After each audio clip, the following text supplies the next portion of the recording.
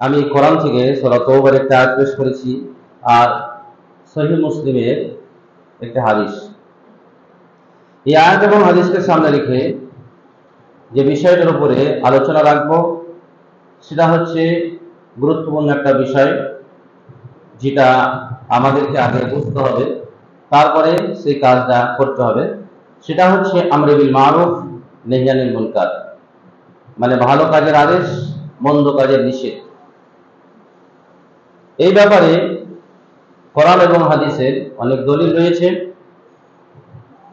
এবং ওলামায়ে কেরাম আলোচনা করতে গিয়ে বলেছেন, কোরআন এবং হাদিসকে নিয়ে এসে আলোচনা করতে গিয়ে বলেছেন, ভালো কাজের আদেশ করা, মন্দ কাজের নিষেধ করা, এটা হচ্ছে ফরজে কিফায়া।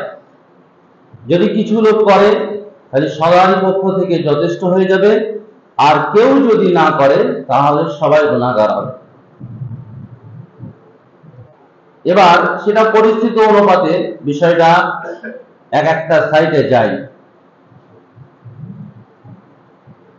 যদি পরিস্থিতি এরকম হয় যে বেশিরভাগ লোক বেদি দিন তারা বুঝে না, দিন জানে না, তখন হচ্ছে অধিক লোকের ওপরেই তখন ওয়াজিব হবে, এটাও কেউ কেউ বলেছেন।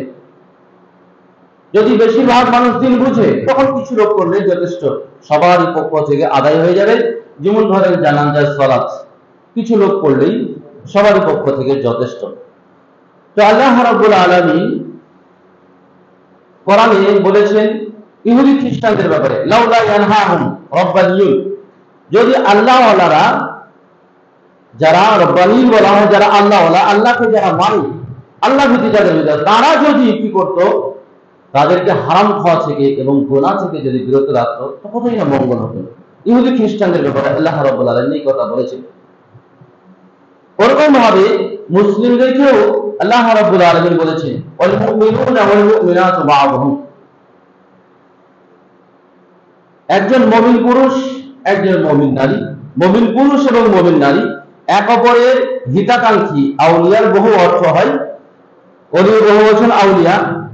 এক অপরের হিতাকাঙ্ক্ষী, এক অপরের সাহায্যকারী, সহযোগিতাকারী।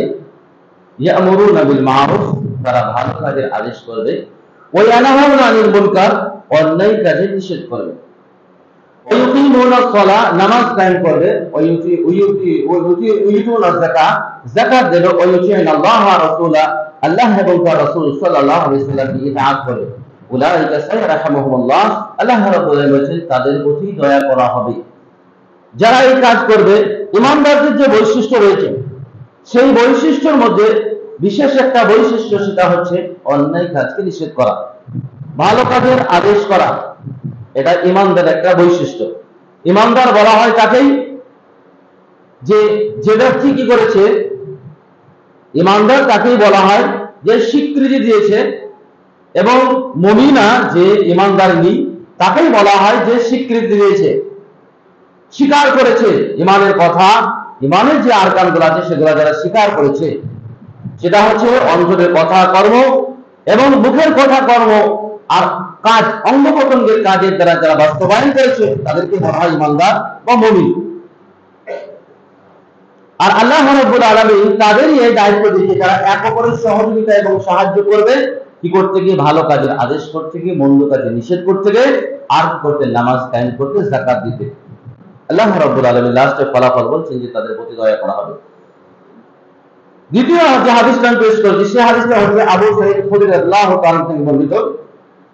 আল্লাহ রাসূলুল্লাহ সাল্লাল্লাহু আলাইহি ওয়াসাল্লাম, আল্লাহ রাসূল সাল্লাল্লাহু আলাইহি ওয়াসাল্লাম বলেন, মান রাআ মিনকুম মুনকারান, যদি কেউ তোমাদের মুনকার কাজ দেখে, অপছন্দনীয় কাজ দেখে, শরীয়ত বহির্ভূত কাজ দেখে, শরীয়ত বিরোধী কাজ দেখে, ফালিয়ুগাইয়ির, সেজন্য পরিবর্তন করে দেয়, বিয়াদিহি, হাতের দ্বারা।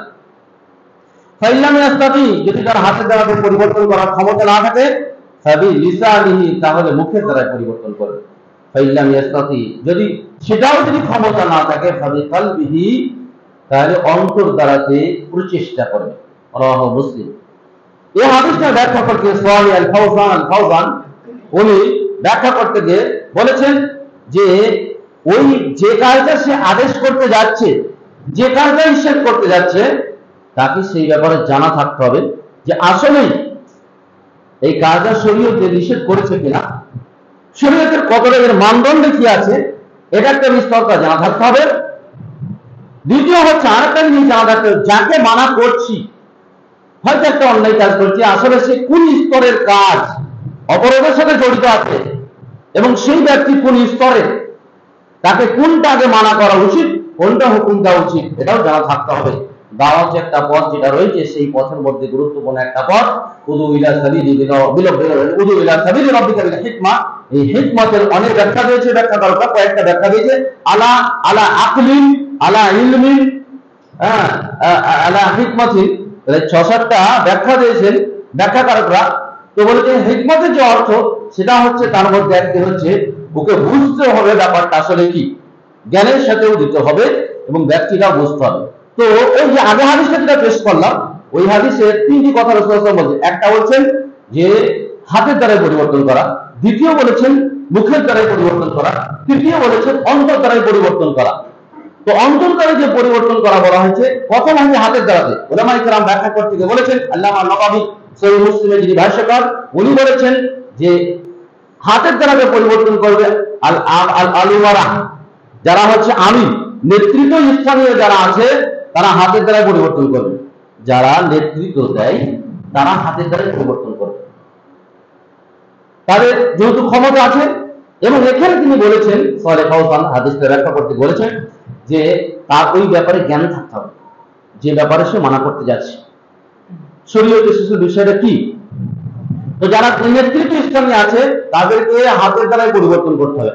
একটা সাধারণ মানুষের জন্য তার ফ্যামিলির উপরে হাত চলে, সাধারণ মানুষের জন্য তার ফ্যামিলির উপরে হাত চলতে পারে, ফ্যামিলিকে সে কড়াকড়ি করতে পারে, ফ্যামিলিকে মারতে পারে, এটা তার অধিকার আছে।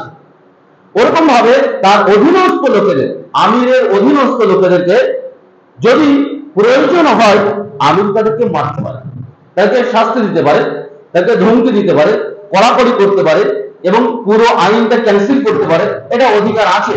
সেই জন্য ব্যাখ্যা করতে গিয়ে ব্যাখ্যাকারকরা বলেছেন, যারা ওমারা নেতৃত্ব স্থানে আছে, তারা হাতের দ্বারা পরিবর্তন করবে। দ্বিতীয় বলছে মুখের দ্বারা পরিবর্তন করবে কারা, আলেমরা। কি করবে, উলামা, আলেমরা পরিবর্তন করবে। কেন, যে তারা মুখ আছে, ক্ষমতা যেহেতু নেই, তাহলে মুখের দ্বারা মানুষকে বলবে। তৃতীয় হচ্ছে যাদের মধ্যে এটাও নেই, ক্ষমতাও নেই, আবার আলেমও নয়, সাধারণ একজন মানুষ, আর তার কিছু ক্ষমতাও সেখানে চলবে না, এমন একটা পরিস্থিতি। তো সে অন্তর দ্বারাতে প্রচেষ্টা করবে। কি হবে মানটা, অন্তর দ্বারাতে প্রচেষ্টা করবে যে কি করে পরিবর্তন করা যায়। আল্লাহ রাসূল সাল্লাল্লাহু আলাইহি ওয়াসাল্লাম বলেন, যালিকা আযাফুল ঈমান, এটা হচ্ছে ঈমানের সবচেয়ে নিম্ন স্তর, এটা হচ্ছে ঈমানের সবচেয়ে নিম্ন স্তর। অথবা ঈমানে ঈমানদারদের যে বৈশিষ্ট্য আছে, সেই বৈশিষ্ট্যের মধ্যে এটা একটা নিম্ন বৈশিষ্ট্য। দুটো ব্যাখ্যাই আল্লামা নবাবী ব্যাখ্যা করেছেন। তো এখানে আমরা বুঝতে পারলাম যেটা, সেটা হচ্ছে অন্তর দ্বারাতে, যেগুলো স্বাভাবিকভাবে আপনারা শুনেছেন যে অন্তর দ্বারা ঘৃণা করা। এখানে ওই হাদিসটা মনে হয় বাংলা বই কিছু মানে করা থাকতে পারে, স্বাভাবিক বক্তারা বলে, এটাই বলে থাকে যে অন্তর দ্বারা ঘৃণা করা। এখানে ওই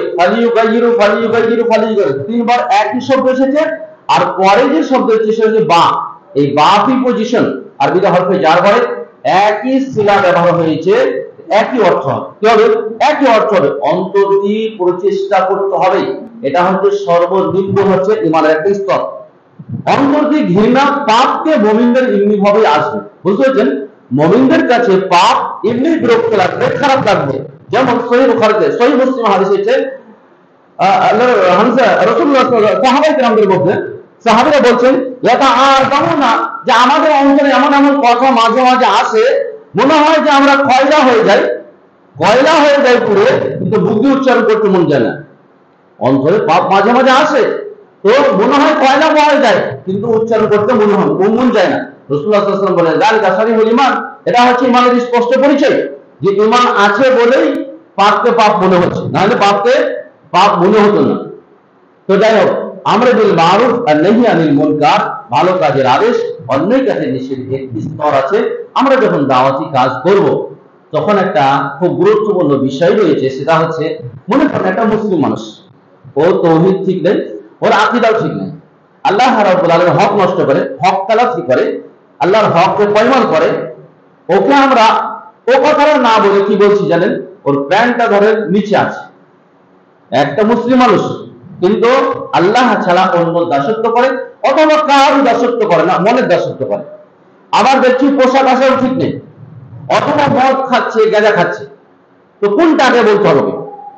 এটা বড় ফ্যাক্ট, দাওয়াতের জন্য খুবই গুরুত্বপূর্ণ একটা বিষয়। বিশেষ করে ভালো কাজের আদেশ যখন আপনি করবেন, কোনটা আগে করবেন? এটা হচ্ছে সহিহ বুখারীতে মুআয রাদিয়াল্লাহু তাআলা আনহু রাসূলুল্লাহ সাল্লাল্লাহু আলাইহি ওয়াসাল্লাম যখন ইয়ামানে পাঠালেন, দায়ী হিসেবে যখন পাঠালেন, আব্দুল্লাহ ইবনে আব্বাস রাদিয়াল্লাহু তাআলা হাদিসটা বর্ণিত আছে। তো বলছেন আল্লাহ রাসূল সাল্লাল্লাহু আলাইহি ওয়াসাল্লাম বলেন, ফাদউহুম, তাদেরকে দাওয়াত দেবে ইলা শাহাদাতি লা ইলাহা ইল্লাল্লাহ, আল্লাহ রাব্বুল আলামিনের শাহাদাত দেওয়ার ব্যাপারে, আল্লাহ রাব্বুল আলামিন সাক্ষ্য দেওয়ার ব্যাপারে। দ্বিতীয়বার কি বলবে? ওই তাতে বলছে আমি রাসূলুল্লাহ, এবং আমি হলাম আল্লাহ রাসূল। এটা যখন মেনে নেবে, এটা যখন তারা মেনে নেবে, তখন তাদেরকে জানবে ফাআল্লিমুহুম, তাদেরকে জানাবে যে ইন্নাল্লাহা ফারাদা আলাইহিমুস সালাওয়াতুল খামস, আল্লাহ রাব্বুল আলামিন তাদের উপরে দিন রাতে 5 বার নামাজ ফরজ করেছে। এটাও যখন তারা মেনে নেবে, তখন তাদেরকে বলবে যাকাতের কথা। আল্লাহ রাসূল সাল্লাল্লাহু আলাইহি ওয়াসাল্লাম থেকে স্তর বলে বলেছেন যে প্রথমে যে মানুষটাকে সর্বপ্রথম যেটা দাওয়াত দিতে হবে সেটা হচ্ছে তার আকীদা শুদ্ধ করতে হবে। কি করতে হবে? আকীদা শুদ্ধ করতে হবে। যদি একটা মানুষের আকীদা শুদ্ধ না হয় আর আল্লাহ রাব্বুল আলামিনের হক সম্পর্কে যদি না জানে, তো এর চাইতে বড় অপরাধ পৃথিবীতে আর কিছু নেই। আল্লাহ রাব্বুল আলামিন হক নষ্ট করছে, হক তালাফি যেটা বলছে। এই হাদিসে মুআয রাদিয়াল্লাহু তাআলা থেকে বর্ণিত আছে, মুআয রাদিয়াল্লাহু তাআলা রাসূলুল্লাহ সাল্লাল্লাহু আলাইহি ওয়াসাল্লামের পিছনে, বাহনের পিছনে ছিলেন। তো বলল, মা হাক্কুল্লাহ, মুআয জানো? হাল তাদরি, তুমি কি জানো? মা হাক্কুল্লাহ, আল্লাহর হক কি বলো? তো বলছে আল্লাহ ওয়া রাসূলুহু আলাম, আল্লাহ এবং তার রাসূল ভালো জানেন। তিনবার জিজ্ঞাসা করার পরে রাসূলুল্লাহ সাল্লাল্লাহু আলাইহি ওয়াসাল্লাম বললেন, বান্দার উপর আল্লাহর হক হচ্ছে ইয়াবুদুল্লাহ, আল্লাহর ইবাদত করবে, ওয়ালা ইউশরিকু বিহি শাইআ, আল্লাহর সাথে কোনো শরীক করবে না। আর এই কাজটা পৃথিবীতে যত পাপ হয়, যত অপরাধ হচ্ছে, এবং আল্লাহর কাছে সবচেয়ে যেটা শাস্তির যোগ্য, সেটা হচ্ছে যে আল্লাহ মাফ করবেন না, সেটা হচ্ছে আল্লাহর হক পয়মাল করা, আল্লাহর হক না দেওয়া। আমরা তো জানি হুকুকুল ইবাদ, তার জমি নিল, জায়গা নিল, অমুক নিল, তমুক নিল, এই নিল, গালি দিল, এটা সহিহ বুখারী মুসলিম হাদিস রয়েছে যে কিয়ামতের দিবসে এসে অনেক নেকি আসবে, নেকি নিয়ে আসবে, কিন্তু তার কিছু থাকবে না। কিন্তু সেখানেও একটা রাস্তা রয়েছে, সেটা কি জানেন? হয়তো হাদিসটা শুনেছেন। সেখানে যে রাস্তাটা রয়েছে সেটা হচ্ছে তার নেকি কেটে তাকে দেবে, তার নেকি কেটে তাকে দেবে, দেওয়ার পরে সে শাস্তি পাওয়ার পরে হোক, অথবা তার নেকি কিছু থাকলে সে জান্নাতে চলে যাবে, অথবা আল্লাহ চাইলে তাকে জান্নাত দিয়ে দেবে। কিন্তু আল্লাহর হক যদি নষ্ট করবে, এখানে হাদিসের কোনে কোনো অপশন নেই, কোনো ফাঁক নেই যে তাকে মাফ করা, তাকে মাফ করা হবে এবং জান্নাত যাওয়া হবে, এটা কোনো অপশন নেই। এটা আল্লাহর হক নষ্ট করা সবচেয়ে বড় অপরাধ, যেটা যে আল্লাহ দাসত্ব করা দরকার ছিল সেটা না করা। তাহলে আমাদেরকে যেটা আমরা যখন আমর বিল মারুফ, ভালো কাজের আদেশ, মন্দ কাজের নিষেধ যখন বোঝাইব, তখন আল্লাহ সুবহানাহু ওয়া তাআলাকে ভালো করে চিনাতে হবে। আল্লাহ সুবহানাহু ওয়া তাআলাকে ভালো করে চিনাতে হবে। যে বিদাতি এলাকা আর ভারতবর্ষ তো বুঝতে পারছেন, এখানে মানুষ বেশিরভাগ বিদআত আর শিরক আর হারাম আর আকীদা তো গোলমাল রয়েছে। কেউ হচ্ছে খারিজি, কেউ হচ্ছে মুতাজিলা, কেউ হচ্ছে কি মুরজিয়া, কেউ হচ্ছে কাদরিয়া। ও মুসলিমদের মধ্যে এসব আছে, ওই অত তো বলতে টাইম পাচ্ছি না। এইসব আছে যারা সব বলছে এই মাযহাবী, এইসব মেলা আকীদার গোলমাল রয়েছে। যদি আকীদার বই ভালো বিশ্লেষণ করা হয়, তো দেখা হয় তো ম্যাক্সিমাম এই মুরজিয়া যারা বলছে না, এদের চারটি গ্রুপ সলে ফৌজান উল্লেখ করেছে। আর বলতে বলতে বলছে শুধু উলামায়ে কেরাম তাদেরই কিছুটা আহলে সুন্নাত ওয়াল জামাতের সাথে মিল আছে, বাকি জনসাধারণদের বহু দূরে আছে। ওই আশারি আর না আশারি মাতুরি আকীদা বসে আছে। তো এই আকীদা আপনি শুদ্ধ করা যাবে যখন আপনি ভালো কাজের আদেশ করবেন। একটা মানুষকে আল্লাহ সুবহানাহু ওয়া তাআলাকে চিনাতে হবে, আর যেগুলো ইমানের রুকুন আছে সেগুলো ভালো করে চিনাতে হবে। দ্বিতীয় হচ্ছে আল্লাহ রাব্বুল আলামিনের হক। আল্লাহ রাব্বুল আলামিনের হক কি? আল্লাহকে চিনে, আল্লাহকে জানে, আল্লাহকে বুঝে, কিন্তু আল্লাহর হক দেয় না, তবু সে কি হবে? সেও বড় অপরাধী, সবচেয়ে বড় অপরাধ। তো সর্বপ্রথম যেটা আমরা ভালো কাজের আদেশ করবো তখন এটাই, আর মন্দ কাজে যখন নিষেধ করবো সেটা যে আল্লাহর হকটা যেটা নষ্ট করছে, মানে অন্য জায়গায় গিয়ে দিচ্ছে, সাজদা করছে আর কাছে গিয়ে, চাচ্ছে আর এক জায়গার কাছে, গাছের কাছে গিয়ে, পাহাড়ের কাছে গিয়ে, নদীর কাছে গিয়ে, স্যারের কাছে গিয়ে, এমনকি দুনিয়া একবারে মরিয়া, দুনিয়া নিয়ে একবারে মরিয়া, যেটা সহিহ বুখারীতে হাদিস রয়েছে। রাসূলুল্লাহ সাল্লাল্লাহু আলাইহি ওয়াসাল্লাম বলেছেন, তাই আব্দুদ দিনার ওয়া দিরহাম, যে দিনার দিরহামের দাম ধ্বংস হয়ে যায়, যারা দিনার দিরহামের ইবাদত করে তারা ধ্বংস হয়ে যায়। তো এই বিষয়গুলো যদি আমরা না বুঝাই, গতকাল ছাত্রকে পড়াচ্ছিলাম খাটুর মাছিতে, যা দেখলাম তাতে আমাদেরই খুব ভয় লাগছে, মনে হয় জান্নাতে যাওয়া কিন্তু অসম্ভব। দিনের কাজ করতে গিয়ে আল্লাহকে সন্তুষ্ট করার উদ্দেশ্য, কিন্তু তার মধ্যে আমার যদি উদ্দেশ্য একটু দুনিয়া হয়ে যায় অথবা লোক দেখানো হয়ে যায়, তো তাতেও বলছে, ওই বইটাকে লেখক নিয়ে এসেছেন আলের সাহেবের মধ্যে, আব্দুর রহমান বিন হাসান আর আলের সাহেব, মানে মোহাম্মদ ইবনে আব্দুল ওয়াহাবের নাতি বইটা লিখেছে। তো এত সূক্ষ্ম দলিলগুলো নিয়ে এসেছে, যদি এগুলো আমরা দলিলগুলো না বুঝি আর আমরা কতই যে আল্লাহর হক তালাফি করবো, আল্লাহর হক কত নষ্ট করব, তাহলে আমরা যখন আমরে বিল মারুফ নাহি আনিল মুনকার যখন করবো, একটা মানুষকে আল্লাহকে চেনা ছাড়া, ভালো করে বুঝলেন, যেহেতু আপনাদের এটা দাওয়াতি ফিল্ড, আল্লাহ কবুল করুন না, যে আপনাদেরকে সর্বপ্রথম আল্লাহকে চেনাতে হবে এবং আল্লাহকে চেনানোর পর আল্লাহর হক কি সেটা বোঝাতে হবে এবং আল্লাহর হক কিসে নষ্ট হয় সেটা বোঝাতে হবে। তারপরে দ্বিতীয় পর্যায়ে যেটা একটা দায়ীর বৈশিষ্ট্য হয়, সেটা হচ্ছে মানুষের সাথে ভালো ব্যবহার, মানুষের যেগুলো হুকুম সেগুলোকে বোঝাতে হবে, তবে ইনশাআল্লাহ দাওয়াতি কাজে আগানো যাবে না, আগানো যাবে না। এবার আসেন যে হাদিসগুলো এসেছে, যদি আমরা আমরে বিল মারুফ নাহি আনিল মুনকার যদি না করি তখন কি পরিস্থিতি হবে, এবং আমরে বিল মারুফ নাহি আনিল মুনকার আমরা করছি কিন্তু আমরা নিজে আমল করি, তখন কি পরিস্থিতি হবে, এর ব্যাপারে আগে একটা হাদিস বলি, তারপর পরে শাস্তির কথাটা বলছি।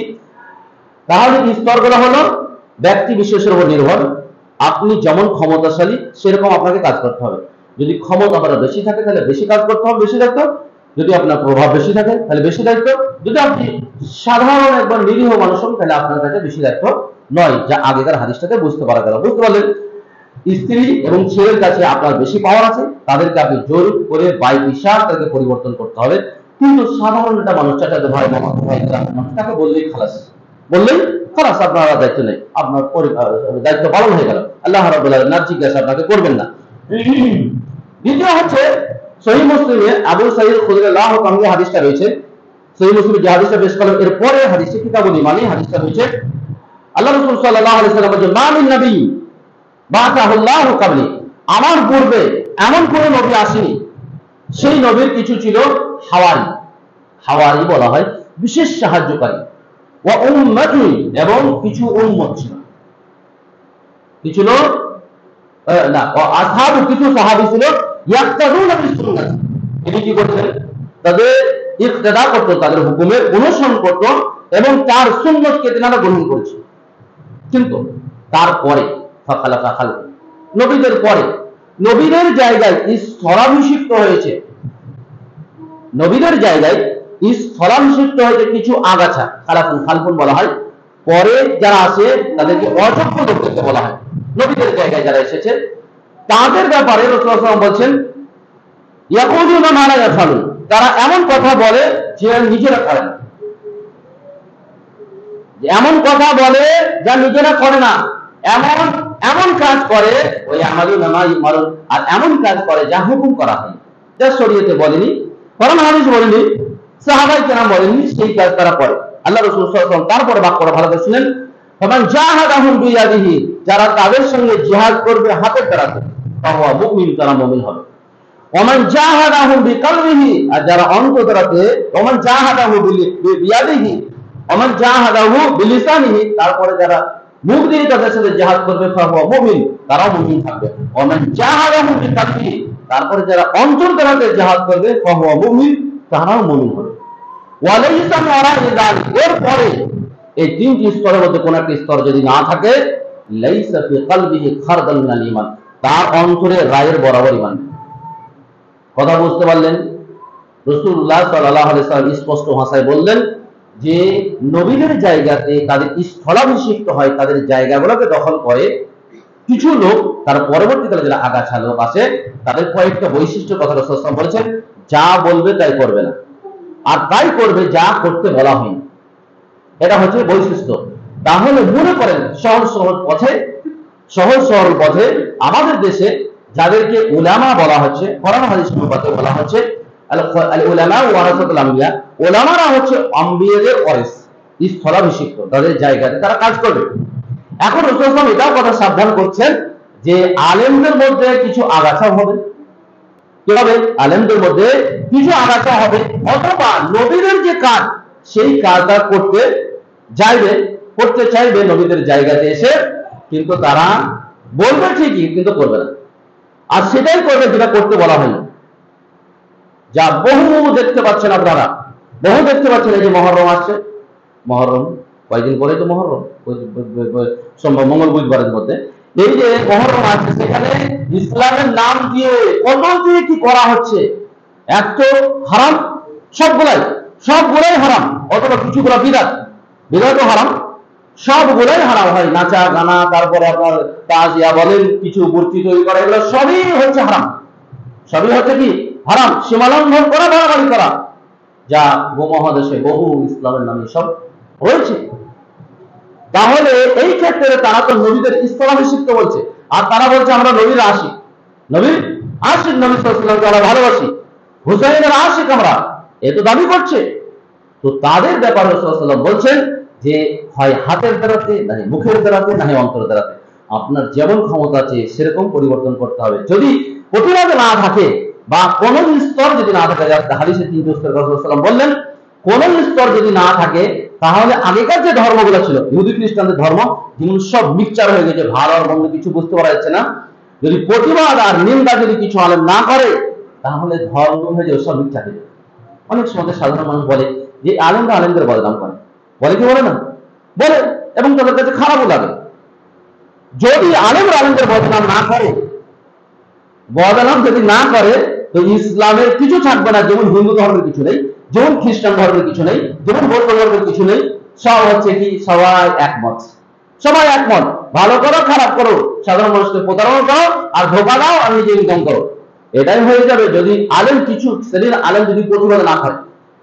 কারণ সাধারণ মানুষকে শুধু ঘুরিয়ে দেওয়া যায়, সাধারণ মানুষকে গোলমাল করে দেওয়া যায়, সাধারণ মানুষকে ভুল পথে নিয়ে চলে যাওয়া যায়, বিদ্যার মাধ্যমে প্রভাব করা যায়, প্রভাব ফেলা যায়।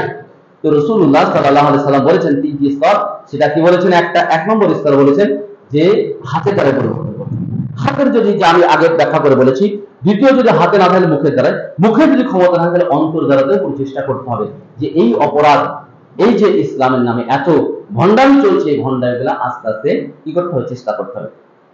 তাহলে আমরা যদি মারুফ নাহি আনিল মুনকার যে কাজ, সেটা কি হয়ে যাবে, আমাদের দায়িত্ব পালন হয়ে যাবে ইনশাআল্লাহ। আল্লাহ রাব্বুল আলামিন আমাদেরকে তৌফিক দেন। দ্বিতীয় নম্বর হাদিস হচ্ছে, আল্লাহ রাসূল সাল্লাল্লাহু আলাইহি ওয়াসাল্লাম বলেন, হুযায়ফা রাদিয়াল্লাহু তাআলা হাদিসে বর্ণনা আছে, রাসূল সাল্লাল্লাহু আলাইহি ওয়াসাল্লাম বলেন, ওয়াল্লাযী নাফসি বিয়াদিহি। এই হাদিসটা আটা ব্যাখ্যা দিয়ে দিই। এই ভালো কাজের আদেশ করছে, মন্দ কাজের নিষেধ করছে, অথচ নিজেরা করে না, এর ব্যাপারে আপনারা শুনেছেন মনে হাদিসটা সহিহ বুখারীতে আছে। রাসূল সাল্লাল্লাহু আলাইহি ওয়াসাল্লাম মিরাজে যাচ্ছিলেন, তো কিছু লোকের মাথা ভেঙে দেওয়া হচ্ছিল। কি করা হচ্ছিল না, কিছু লোকের মুখে কাঁচি দিয়ে জিভ কেটে দেওয়া হচ্ছে, মাকার জুহুম, তাদেরকে কাঁচি দিয়ে তাদের ঠোঁট কেটে দেওয়া হচ্ছিল। তো রাসূলুল্লাহ সাল্লাল্লাহু আলাইহি ওয়াসাল্লাম জিজ্ঞাসা করলেন, মান হাউলাই, এরা কারা?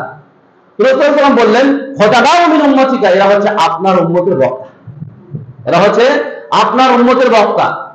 এই বাঙালি বক্তাদের কথা আরেকটু বলে দিই, যেহেতু কথাটা আসলো, এই বাঙালি বক্তাদের আবার এত সমস্যা কি জানেন, ম্যাক্সিমাম এই যারা আহলে হাদিস বলছে তাদের মধ্যে আছে, যারা পেশাদার এদের মধ্যে আছে, কি ওরা ব্যাখ্যা করছে সব মন মতন, ম্যাক্সিমাম ব্যাখ্যা দিচ্ছে কি মন মতন, সালাফদের যে ব্যাখ্যা, সাহাবায়ে কেরাম, তাবিঈন অথবা সাহাবায়ে কেরামদের নিচে যে ব্যাখ্যা করেছে, সেই ব্যাখ্যা ছাড়াও নিজের মতন ব্যাখ্যা শুরু করে দিচ্ছে। আর ম্যাক্সিমাম যারা পেশাদার বক্তা, তারা আমল করে না, বেশিরভাগ তারা আমল করে না, শুধু পেশাদার মানুষকে বলে দিল, এমনকি বহু বেনামাজি, নামাজ পড়েন ঠিক। কেন? এটার কারণ হচ্ছে বাঙালির কাছে সাধারণ মানুষ যেহেতু সমাজগুলো পরিচালনা করে, তারা তাকেই গ্রহণ করে যে ব্যক্তি বেশি বলতে পারে, যে ব্যক্তি বেশি হাইলাইট হয়, যে ব্যক্তি বেশি প্রভাবিত হয়, মানুষ যাকে প্রভাবিত করে তাকেই বেশি গ্রহণ করে, বিদ্যা থাক অথবা বিদ্যা নাই থাক।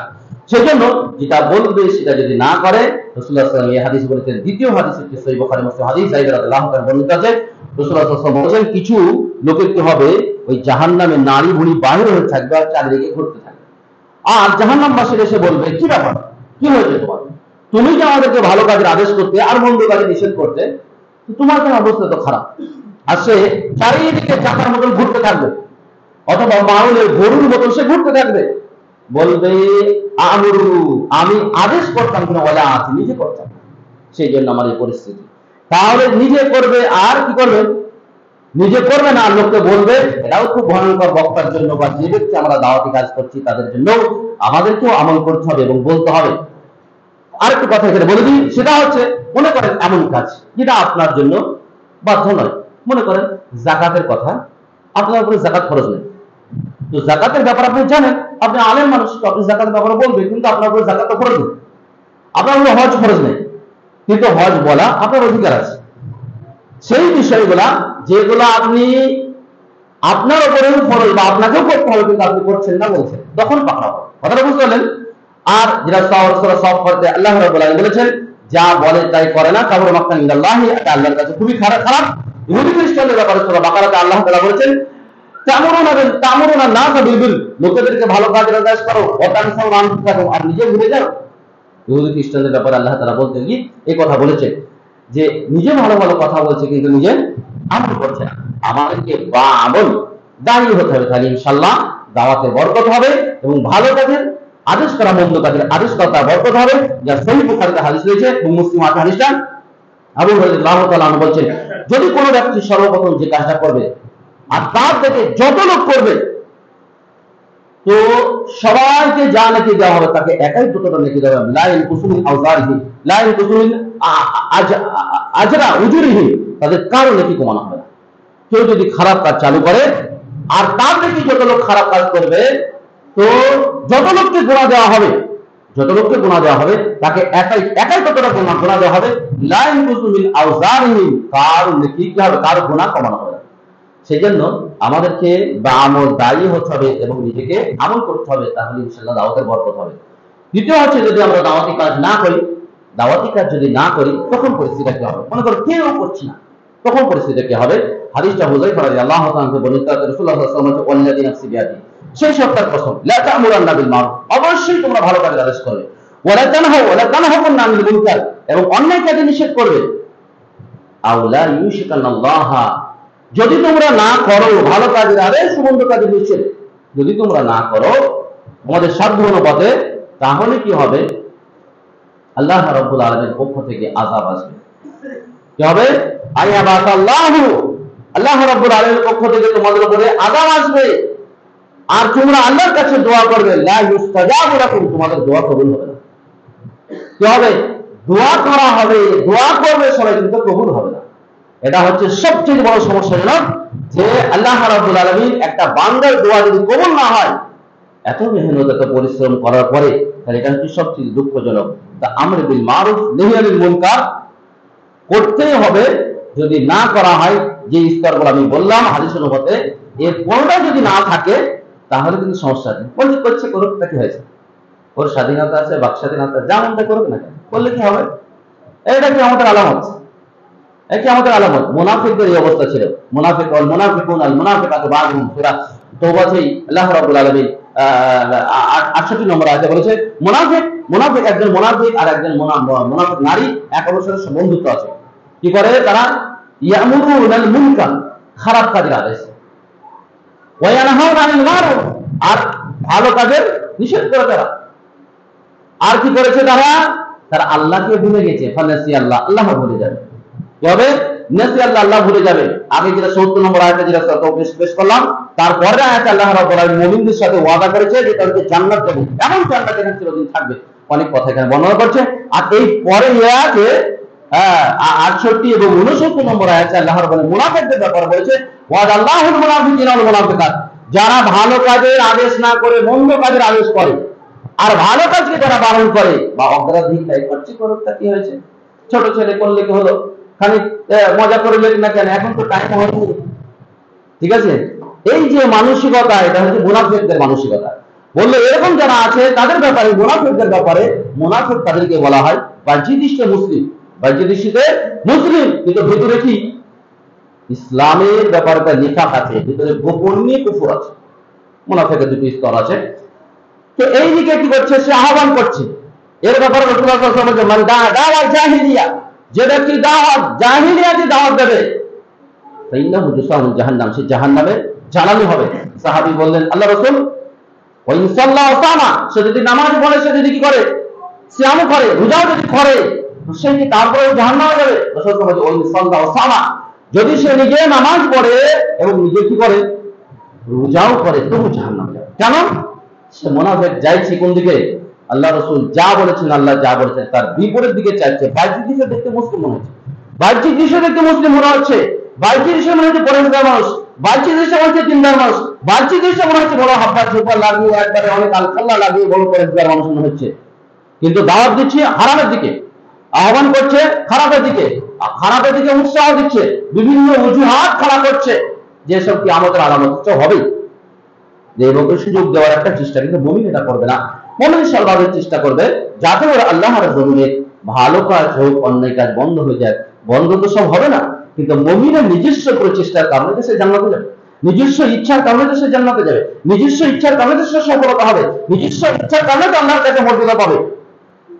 আল্লাহ তো সবই এগুলো জানেন, কি হবে না হবে, কে জান্নাতে যাবে আর অন্যায় হবে। আর পৃথিবীতে অন্যায় করার মধ্যে অনুমতি আল্লাহ রাব্বুল আলামিন দিয়েছে, কিন্তু একটা মুমিনকে তার স্তরটা কি হতে হবে সেটা এই আমর বিল মারুফের সম্পর্কে, আমর বিল মারুফ ওয়া নাহি আনিল মুনকারে তার কিছুটা বুঝতে পারা যাবে। যেটা বলছিলাম সেটা কি, ওয়াদাল্লাহুল মুনাফিকিনা ওয়াল মুনাফিকাতে ওয়াল কুফার, আল্লাহ রাব্বুল আলামিন মুনাফিক এবং মুনাফিক নারীর এবং মুনাফিক পুরুষের এবং কাফেরদের সাথে ওয়াদা করেছে যে তারা জাহান্নামে যাবে এবং চিরদিন জাহান্নামে থাকবে। মুনাফিকের দুটি স্তর আছে, যদি কি হয় আকীদাগত মুনাফিক হয় চিরদিন জাহান্নামে থাকবে, আমলগত মুনাফিক হলে কাবিরা গুনাহ মুরতাকিব হবে, আল্লাহ রাব্বুল আলামিনের মাশিয়াতে থাকবে। তাহলে যে কথা বলছিলাম, যদি আমর বিল মারুফ নাহি আনিল মুনকার যদি আমরা করি না করি, তাহলে আল্লাহর পক্ষ থেকে আযাব আসবে, আর তাতে আমরা দোয়া করব আর দোয়া কবুল হবে না। কি হবে? দোয়া কবুল হবে না। হাদিসটা আবু দাউদে আছে, হাদিসটা আলবানী সহিহ বলেছেন।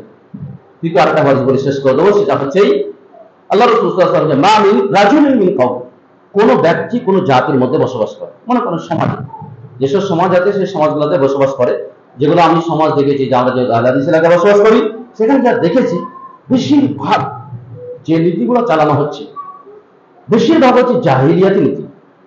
ইসলামের কিছু আনুষঙ্গিক বিষয়গুলোকে নিয়ে সমাজ করেছে, ইসলামের রূল এই আহলাদি যারা দাবিদার এদের পার্সেন্ট হিসাবে খুবই কম, পার্সেন্ট হিসাবে খুবই কম। কারণ তাদের মধ্যে তো বেনামাজি কত, ওপরে 99% বেনামাজি, হারাম, হ্যাঁ, এবং ইসলামকে কিছু গুরুত্ব না দেওয়া, ইসলামের নামে মসজিদের থেকেই সমাজ তৈরি করা হতো, কিন্তু ইসলামকে অগ্রাধিকার দেওয়া হচ্ছে না। বিভিন্ন মানুষের সমস্যাগুলা ইসলামিক ছত্রছায়ায় এসে সুযোগ ব্যবহার করার জন্য ইসলামকে ব্যবহার করা হচ্ছে। তো যেটা বলছিলাম, মা মিন রাজুলিন মিন কওম, কোন জাতির মধ্যে কোন মানুষ আছে এবং সে মাসিয়াত করছে, গুনাহের কাজ করছে, গুনার কাজ করছে, ইয়াকদিরুনা আলা আইয়ুগাইয়িরু, তারা ক্ষমতা রাখে তার পরিবর্তন করা, লা ইউগাইয়িরু, কিন্তু পরিবর্তন করছে। আল্লাহ রাব্বুল আলামিন বলেন যে তাদের উপরে আল্লাহ রাব্বুল আলামিন এমন আযাব আসবে, কাবলা আইয়ামুত, তাদের মৃত্যু করবে। তাদের ততক্ষণ মৃত্যু হবে না যতক্ষণ পর্যন্ত তাদের উপর আযাব আসবে না। এটা কি আযাব নয়? ভারতবর্ষ আপনার বাপ দাদা স্বাধীন করার পরে তারপর বলছে এখানে কোনো অধিকার নেই, বলতে হবে না। এখন তো অবস্থা কিছুটা পরিবর্তন হয়েছে, বলছে থাকতে পাবে না, এরা হচ্ছে অন্য দেশে, এরা হচ্ছে ভারত বিরোধী, দেশ বিরোধী, এটা মানতে হবে। তারপরে দেখছে মেরিয়ে চলে যাচ্ছে, কোনো বিচার নেই, আচার নেই, কিছুই নেই। তো এটা কি আল্লাহর আযাব নয়? তারপর আপসের মধ্যে যেসব দ্বন্দ্ব চলছে, এগুলো কি আযাব নয়? তো আপনার মধ্যে, আপনার সমাজের মধ্যে বসবাস করছে, অথচ সে বড় অপরাধের সাথে জড়িত, আল্লাহ রাব্বুল আলামিনের হুকুমকে নষ্ট করছে, আল্লাহ রাব্বুল আলামিনের সীমা লঙ্ঘন করছে, তারপরে পরিবর্তন না করলে কি হবে? অবস্থা সেটাই হবে যেটা সেই নৌকার উদাহরণ আল্লাহ রাসূল সাল্লাল্লাহু আলাইহি ওয়াসাল্লাম সহিহ বুখারীতে বলেছেন, যে যদি ওই নিচের নৌকাওয়ালারা কি হচ্ছে, ফুটু করছিল, আর তাতে পূর্বে তারা যদি মানা করতো, উদাহরণই বলছে সহিহ বুখারীতে, যদি মানা করতো তাহলে দুই তালার লোকেরা বেঁচে যেত, আর মানা যেহেতু যদি না করে তো দুই বেলা লোকেরাই ডুবে মরে যাবে। আর এটা সহিহ বুখারীতে আরো হাদিসের সময় যেহেতু দেই, আমি আর বলতে পারছি না।